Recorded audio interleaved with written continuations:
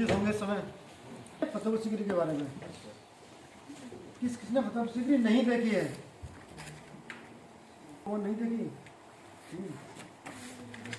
अच्छा, भोगले साहब ये बड़ा ताजुब है। तो फतेहपुर सीकरी नहीं देखी, फिर क्या देखा आपने?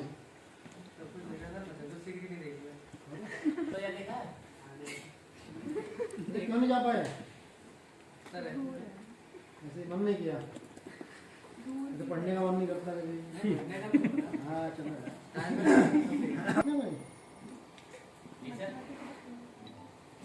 था और अकबर की राजधानी थी क्या? हाँ वो तो थी।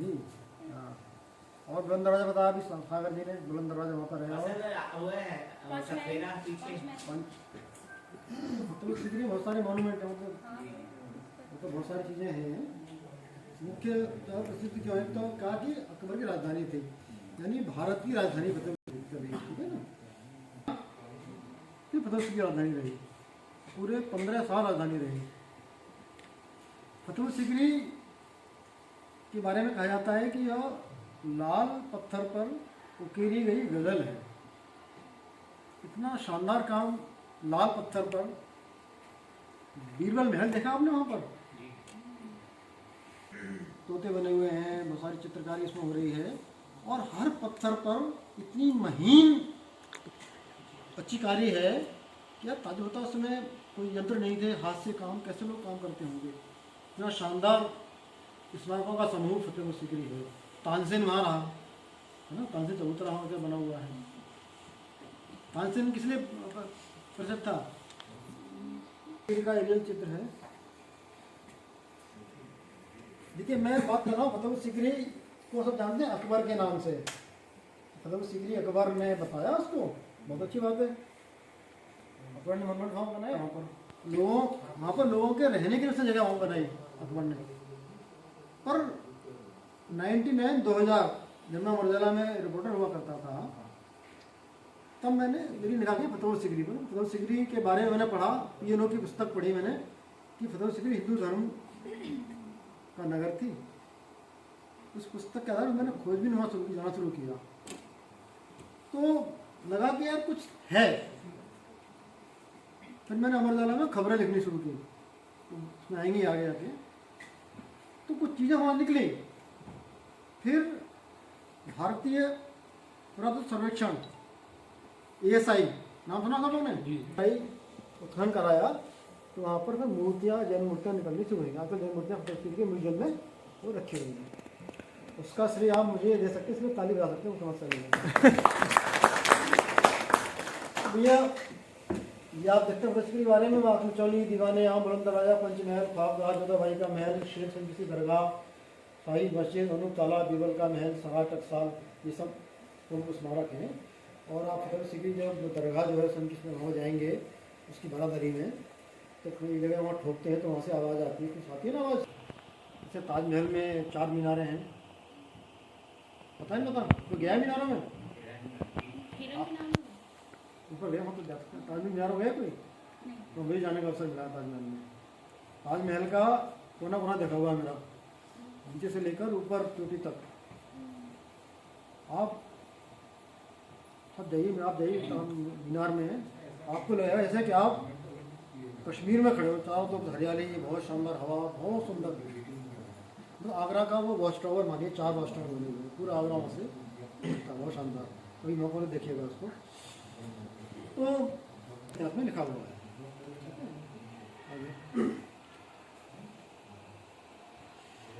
पर हकीकत क्या है? हमको जो ऊपर हम सब देख लिया, और उसके नीचे क्या है? नीचे यही काम है खोज करता का, यही काम आर्कोलॉजी का है। आर्कोलॉजी जो है दबी हुई चीज़ों को खोजता है। जो आर्कोलॉजी ने खोजा वो आपको बता रहा हूँ, मेरा कुछ नहीं है। हालांकि शुरुआत मैंने की थी। तो फतेहपुर सीकरी के नीचे जैन मंदिरों के अवशेष मिलते हैं, ठीक है ना। एक नई जानकारी आपको पास होनी चाहिए। जो हम पढ़ रहे हैं तो ठीक है, बहुत अच्छी बात है, पर उसके पीछे और क्या क्या है छुपा हुआ है, वो मैं आपको बताना चाहता हूँ।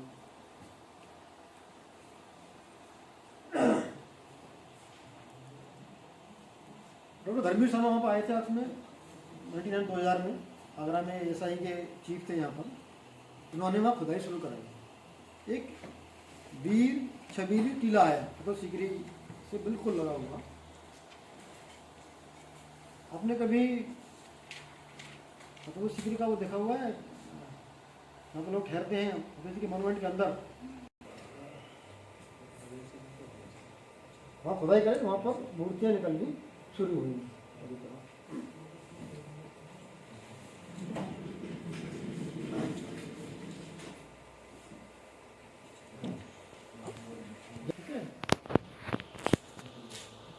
पर इस कहानी को न कोई बताता है, न कोई लिखता है, न किसी ने आज तक इस पर ध्यान दिया है। इस तरह जन्म मूर्तियों की फतेहपुर सीकरी में मतलब मूर्तियों को खंडित करके, नष्ट भ्रष्ट करके, गड्ढा खोदकर उसमें दबा दिया गया। उसके ऊपर फतेहपुर सीकरी की नींव खड़ी की गई, ऐसा खोजकर्ताओं का मानना है, ऐसा आर्कियोलॉजी का मानना है। इसलिए जैन तीर्थंकर है, आदिनाथ भगवान, इनकी मूर्ति है, खंडित मूर्ति। आठनाथ का ये ऊपर का सिर जो है इस तरह का रहा है। ये है बीच हवेली टीला जहाँ पर खुदाई की गई थी, और ये गड्ढा जो देख रहे हैं आप, ये गड्ढा, इसमें मूर्तियाँ दबी हुई थी। ऐसा काम कौन करता है? मूर्तियों को, मंदिर को या मस्जिद को खंडित करने का काम कौन करता है? असामाजिक धर्म स्थलों को खंडन कौन करता है? असामाजिक कट्टर लोग करते हैं, असामाजिक लोग करते हैं। कोई न कोई तत्व ऐसा रहा है इसने इस तरह का काम किया होगा। भगवान जैन तीर्थंकर, जैनों कितने तीर्थंकर हैं जैनियों के? 24 हैं। उसे प्रसिद्ध कौन से हैं? भगवान महावीर है ना, सब उन्हीं पूजा करते हैं। एक तीर्थंकर अपने आगरा के हैं, पता है आप उसको? शौरीपुर नाम सुना है? शौरीपुर, हाँ वहाँ के थे ना। और बताया बटेश्वर की कुंती बटेश्वर की थी, नहीं थी फतेहपुर सीकरी की। आप इसको ध्यान से देखिए, कहते हैं कि 19वीं 20वीं सदी की सबसे बड़ी खोज थी ये। इसके एक हाथ टूटा हुआ, हाथ टूटे हुए हैं, और इसके अंग अंग पर पत्थर के की ज्वेलरी बनी हुई है। बहुत शानदार प्रतिमा ये, नहीं मिलती दक्षिण भारत में, मिलती है इस तरह की प्रतिमा, उत्तर भारत में नहीं मिलती है। सबसे बड़ी खोज ये मानी गई थी, लेकिन जैसा प्रतिमा जो है एक मिला वहाँ पर मिला, ये इसका शिलालेख मिला। आगे देखो इसका अनुवाद आगे क्या है, ये ब्राह्मी लिपि में है, इसका अनुवाद ये है। सबसे पहले नीचे लगा हुआ था ये मामला कि ये 1080 ईस्वी में इसकी स्थापना की गई थी। अकबर कब आया वहाँ पर आया? 1605 में पैदा हुआ था, 1678 तक वहाँ पर रहा वो फतेहपुर सीकरी में। हम बात करें 1000 साल पहले अकबर से, सतना प्रतीत होती है। आगे देखो, आगे ये चक्रेश्वरी, हर तीर्थंकर के साथ एक दक्षिण होती चक्रेश्वरी ये थी, तीर्थंकर के साथ। ये खंडन में मिली प्रतिमा जो है, इस तरह की खंडित प्रतिमा मिली। बीच हवेली टीला एक और सीन जो है ये गायन करता था, सबको सुनते थे, ठीक है ना, ये ऐसा कहा जाता है। ये जो है जब आत्मजी ने इसकी खुदाई कराई, इसकी ऐसा कहा जाता है कि अकबर ने फतेहपुर सीकरी में एक शीतल महल बनवाया, गर्मी से बचने के, जल के अंदर था, ऐसा कुछ प्रमाण है उसमें। तो उसने उसकी खोजबीन की गई तो मालूम पड़ा कि इसके नीचे एक महल छुपा हुआ है, ये ऊपर ही छत है उस महल की, जो लोगों को नहीं बताया, लोगों को नहीं बताया जाता है। तो फिर खबरें जो चलती थी कि फतेहपुर सीकरी, उसमें जो मेरी खबर लिखी थी, मैंने मरगाना खबर लिखी है ये, कि ऐसा माना जाएगा कि 20वीं सदी 1000 साल पहले फतेहपुर सीकरी जैन आचार्यों की बस्ती थी। वहाँ पर जैन आचार्य रहते थे जिन्होंने यहाँ पर मंदिरों की मूर्तियों की स्थापना की थी। और ये सैक्रिक के नाम से जानी जाती थी। सैक्रिक का मतलब है जिसके चारों ओर जल हो, तो जल से घिरा हुआ क्षेत्र करा सैक्रिक। इसका उल्लेख महाभारत में भी आता है। जब शत्रुघ्न आए थे विश्व विजय के लिए इधर, तो उसका उल्लेख महाभारत में आता है। सीकरी फतेहपुर सीकरी का उल्लेख जब बाबर आया फतेहपुर सीकरी में, बाबर ने राणा सांगा के साथ युद्ध किया था, पता सबको? बाबर और राणा सांगा युद्ध हुआ, राणा सांगा का जानकारी है कि नहीं? कहाँ हुआ था? खानवा के मैदान, खानवा के मैदान में, जो आजकल भरतपुर जिले में है, रूपबाज तहसील में पड़ता है, खानवा का मैदान, जिसको मध्य प्रदेश सरकार ने बहुत बढ़िया उसको बना रखा, राजस्थान सरकार ने बना रखा बहुत बढ़िया है। तो फतेहपुर सीकरी लगा हुआ खानवा मैदान है, पहाड़ी है बहुत बड़ी, यहाँ पर आज भी युद्ध के निशान मौजूद वहाँ पर है। मुझे बड़ा ताजुब, ठीक है। तो जब बाबर आया तो बाबर ने लिखा है कि फतेहपुर सीकरी के पास झील थी पूरी, वो झील आज सूख चुकी है, वहाँ पर झील का निशान कुछ नहीं है। जो है ना तेरामोरी बांध जो बना हुआ है, उस झील के पानी के निकासी के लिए था, अगला की ओर पानी आता था, वो वहाँ पर रास्ता ही नहीं। तो मूर्तियाँ जो बनाएंगे बहुत सारा, उसमें विवाद, जब ये खबरें छपी तो बहुत विवाद हुआ कि ये नहीं है, ऐसा नहीं है। तो वहाँ इतिहासकार यहाँ पर आए, बहुत सारी चीज़ें हुई, तो वो सब चलता रहा यहाँ पर।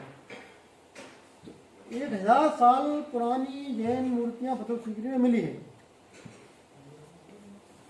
एक सबसे बड़ी खोज हिस्ट्री की है कि जिसको बारे में ये कहते हैं कि लोग अकबर ने इसको बताया, अकबर ने सब कुछ किया। वहाँ पर 1000 साल पुरानी जैन मूर्तियाँ मिली हैं, जो अपने में बहुत बड़ी खोज है, बहुत बड़ी बात है। तो मतलब फतेहपुर सीकरी की नींव किसके ऊपर रखी है, इससे आप अनुमान लगा सकते हैं। अब हुआ क्या, जब ये सब काम चल रहा था तो कुछ लोगों ने इसे प्रोपेगेंडा बताया और भारत सरकार को चिट्ठी लिखनी शुरू कर दी। ये अधिकारी टीवी समय यहाँ पे आया हुआ, ये टोपी वाले अधिकारी हैं, टीवी समय हुआ, ये सब गड़बड़ कर रहा है, इतिहास को बदल रहा है, वैसे इसको हटाइए। क्योंकि यहाँ से ट्रांसफर हो गया, खोजबीन बंद हो गई, तो आगे खोज नहीं हो पाई, केवल मूर्तियाँ तक बात रहेगी। संभावना ऐसा क्या कहना, क्या था कि अगर यहाँ पर उत्खनन जारी रहा तो कोई मंदिर मिलेगा स्मारकों में, स्मारकों के अंदर ही, और जैन समाज का, जैन का कीर्ति स्तंभ मिल सकता है, जो बहुत बड़ा होता है, मंदिर पर लगा होता है। ठीक है, तो खबरें हैं जो मूर्तियाँ हमें मिली, सब प्रमाण के स्वरूप में यहाँ पर इसमें शामिल किया हुआ है। शिलालेखों का क्या उल्लेख मिलता है, शिलालेख से हम क्या अनुमान लगा सकते हैं, वो सब भाल्य के बहुत बड़ी चीज़ हुई है, उसके वहाँ रहने का प्रमाण मिलता है। डाक बंगला, आपने डाक बंगला देखा? डाक बंगला फतेहपुर सीकरी में डाक बंगला है, इसको अंग्रेजों ने बनवाया है, बिल्कुल उसी स्टाइल बना हुआ है। वहाँ का मुगलई पराठा बड़ा मशहूर है, मुगलों से बनाते हैं मुगलई पराठा, कभी जाए तो खाना उसको। तो वो मूर्तियाँ रखी गई डाक बंगले में, तो उसको लोगों ने चोरी करने का प्रयास किया। जहाँ मूर्तियाँ मिलती वहाँ पर अंतर्राष्ट्रीय चोर सक्रिय हो जाते हैं, जो मूर्तियों की, पुरानी मूर्तियों को ले जाके विदेशों में फिर बेचते हैं। जैसे अपना कोहली हीरा कहाँ पर रखा हुआ है, ब्रिटेन के उसमें रखा हुआ है ना। तो बहुत सारी चीज़ें वहाँ विदेश में, अपनी देश की रखी हुई हैं, इस तरह का हुआ। ये सब मूर्तियाँ, ये सब खबरें हैं बाकी आपके केवल प्रमाण के लिए है। तस्करी मूर्ति, तस्कर सक्रिय वहाँ पर हो गए थे। तो जैन समाज ने मांग की वहाँ पर जैन संग्रहालय बनाया जाए फतेहपुर सीकरी के अंदर। ये बड़ा अभियान चलाया अशोक जैन सीए ने, नवरा के बड़े नेता रहे हैं।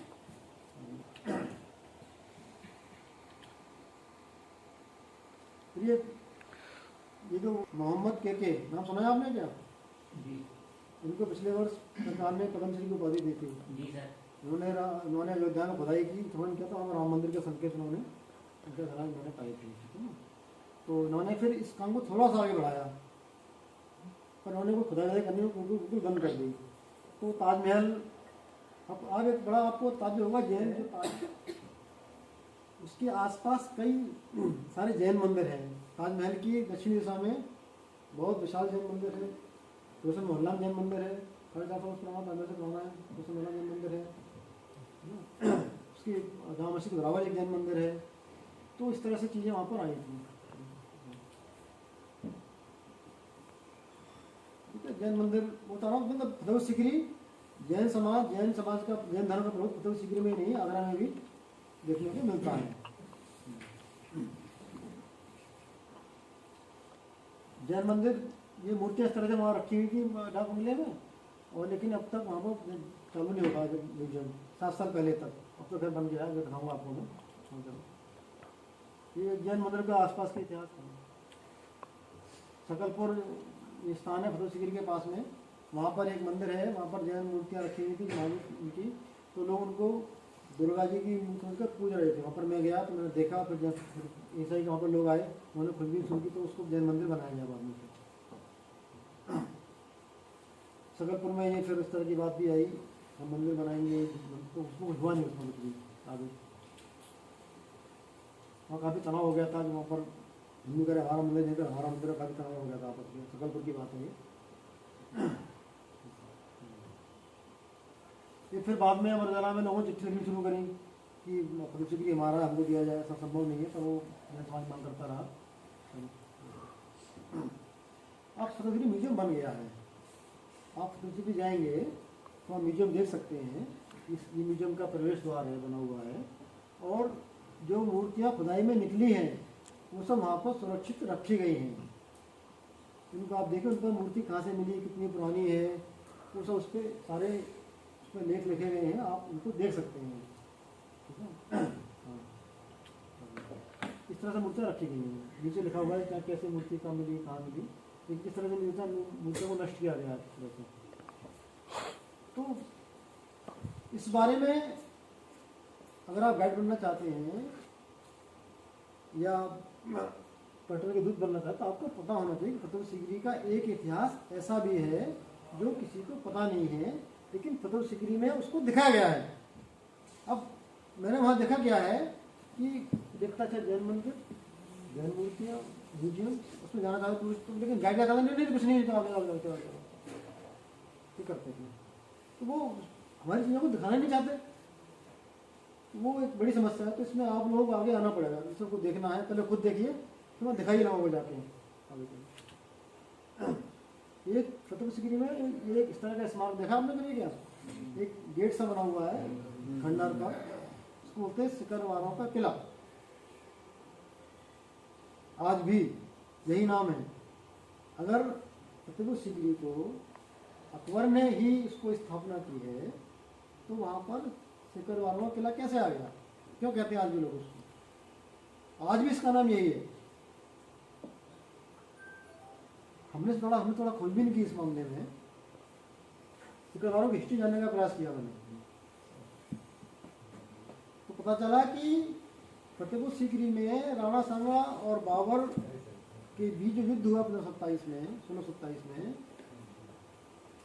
तो उस समय सिकरवारों का शासन था। राजा धामदेव वहाँ पर शासन करते थे। उन्होंने राणा सांगा का साथ दिया। राणा सांगा युद्ध हार गए, बाबर युद्ध जीत गया।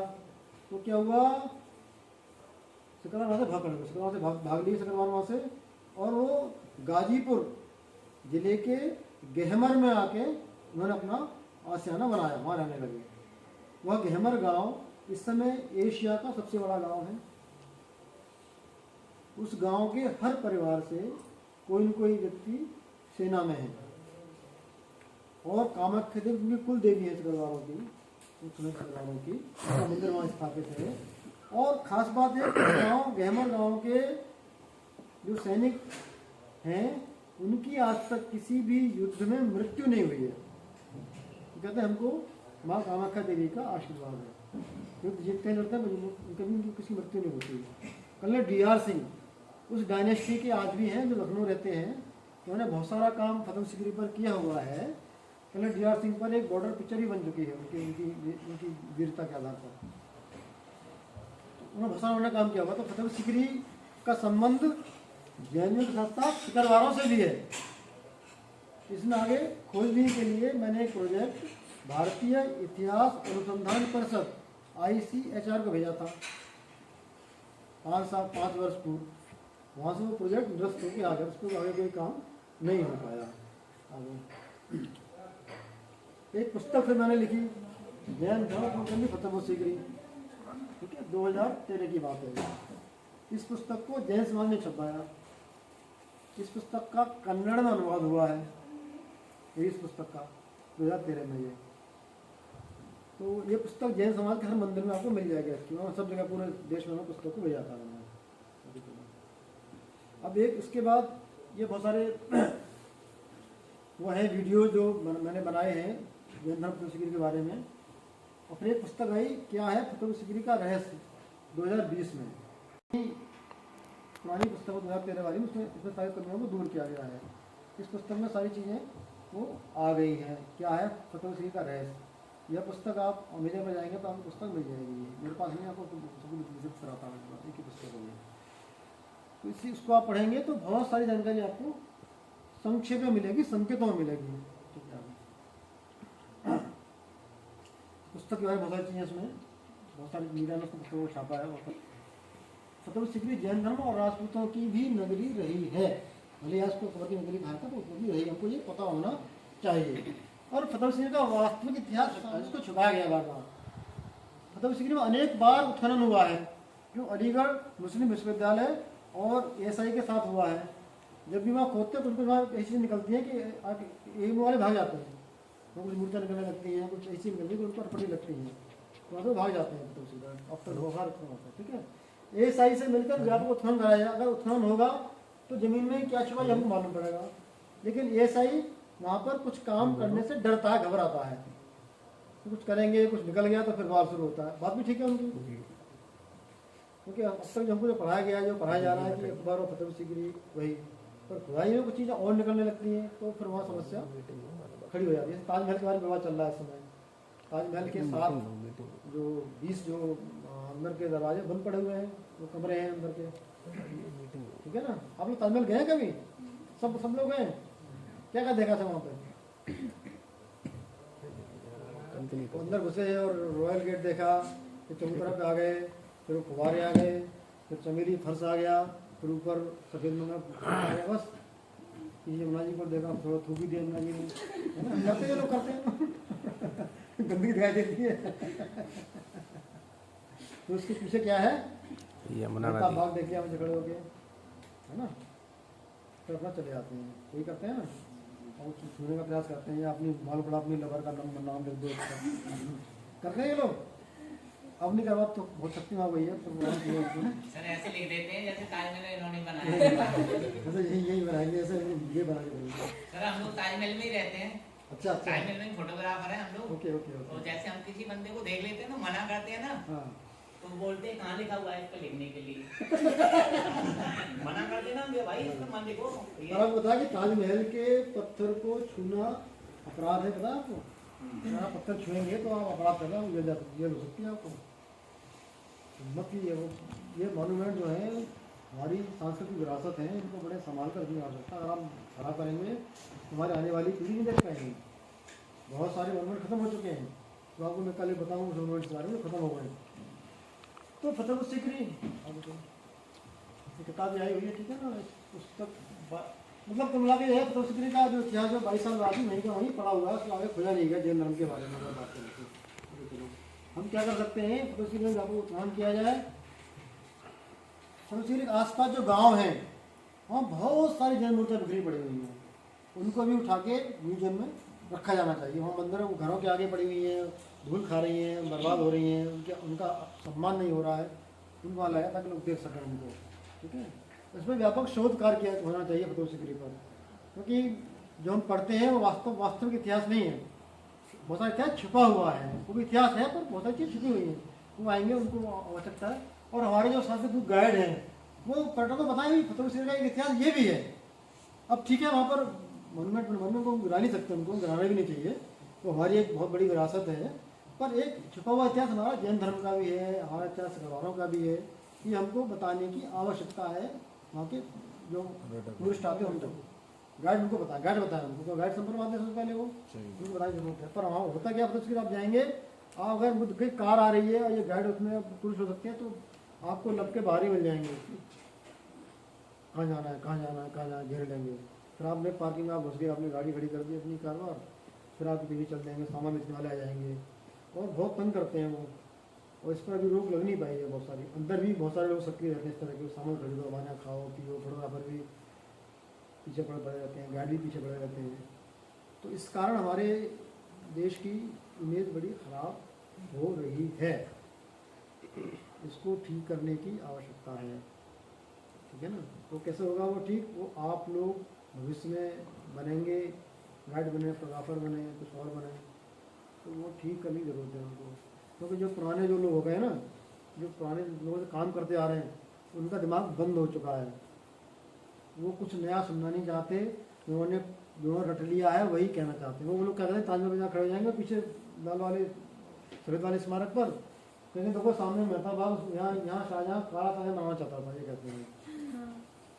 ऐसा नहीं है, हाँ हाँ खुदाई हो गई है, तो खुदाई कर ली, मैं गाँव में सामने खुदाई हुई तो खुदाई हो गई, वहाँ पर मेहता बाग निकला है, अष्टकोणी फव्वारा निकला है, बाग निकला है, मैं तुम्हें को काला ताज है ही नहीं, पर वो सुनी सुनाई बातें घर चला रहा हूँ, लोग हमको सुनने बहुत आनंद आता, अच्छा काला ताज में सुनाए हैं ऐसा दिखता, अच्छा वहाँ पर, हाँ तो वहाँ बनना था, गलत बात है वो।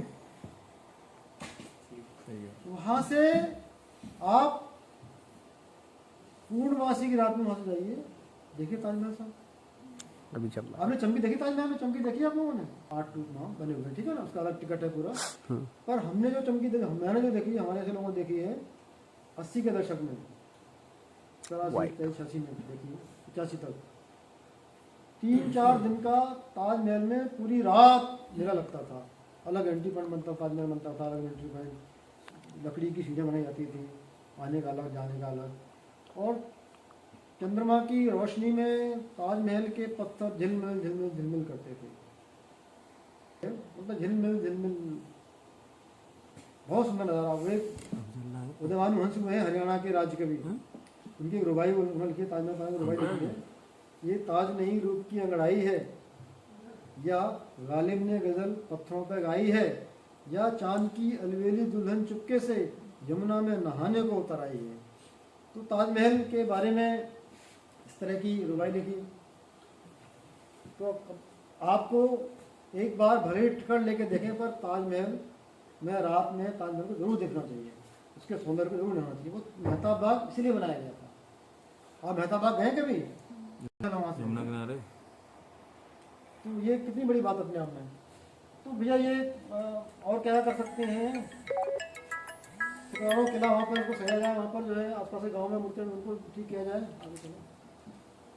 तो मैं सबको और अच्छी तरह बता सकें, अभी तक गाइड जो बता रहे हैं वो जारी रहे पूरी, ताकि हम, और हमारे भारत की कामना क्या है सब जानते होंगे, सर्वे भवन्तु सुखिनः, सर्वे सन्तु निरामया, सर्वे भद्राणि पश्यन्तु माँ ये भाग हो गई, मतलब कोई दुखी न हो, सब निरोगी रहे, ये केवल हम यानी हिंदुस्तान के लोग कल्पना करते हैं।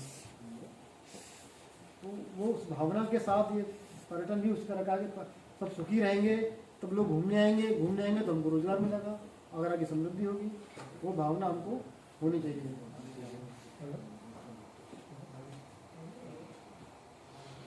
जैन धर्म का मतलब ये नमोकार मंत्र है, और कहते हैं कि यह मंत्र बहुत शक्तिशाली है, इसको सिद्ध कर लेता है, सारी सिद्धियाँ वो प्राप्त कर लेता है, और जैन मुनियों ने इसको सिद्ध किया तो ये साबित है। मैं आपको दिखाना चाहता हूँ अंत में ये, इसलिए कि आपको पता रहे कि जैन धर्म, जैन मंदिरों किस तरह से विध्वंस किया गया, मूर्तियों किस तरह से तोड़ा गया। हमारी जो विरासत है, ये मूर्तियाँ जो पुरानी मूर्तियाँ हमारी विरासत है ना, सब विरासत कहीं भी हों। एक हुमायूं मस्जिद आप देखो, आप देखिए हुमायूं मस्जिद, देखिए आप देखी होगी, कचपुरा में हुमायूं मस्जिद है, जहाँ हुमायूं ने लिखा है कि वह स्थान स्वर्ग से भी सुंदर है, पर वहाँ जाइए आप, जाने का रास्ता नहीं है आपके पास। कचपुरा गाँव में वो मस्जिद हमारी विरासत है, इसको सबसे बढ़िया बताया गया है। इस बारे में कुछ जानते हैं, कुछ नहीं जानते इस बारे में। तो उसी तरह से मूर्ति हमारी विरासत है। बहुत बहुत धन्यवाद आप लोगों का। कि सुना मुझे धैर्य से, और मैं कल फिर आपको 2 बार और तंग करूँगा और उसके बाद फिर बता दूँगा, ठीक है ना?